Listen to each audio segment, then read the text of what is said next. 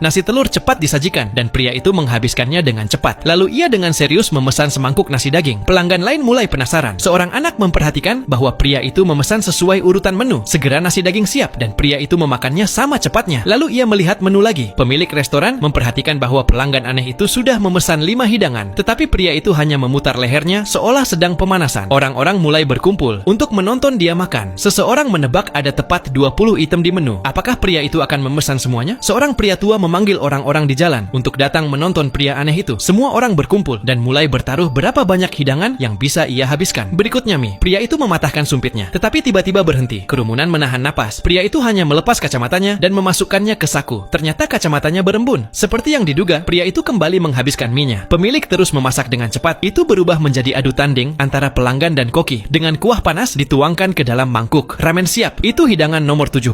Segera, hidangan nomor 18, mie goreng, juga habis sama sekali. Lalu pria itu melonggarkan dasinya. Apakah dia akhirnya kenyang? Semua orang kembali menahan napas, tetapi pria itu malah mengencangkan kembali dasinya. Lalu ia melihat menu lagi. Tinggal 2 hidangan lagi. Berikutnya nasi goreng. Koki memberikan semua kemampuannya. Nasi harum itu diaduk dan mendesis di wajan. Pria itu mulai makan dengan suapan besar. Tiba-tiba terdengar suara keras. Seseorang menjatuhkan piring. Pria itu berhenti bergerak. Istri koki cepat memberinya segelas air. Ia tersedak. Itu sudah hidangan ke-19.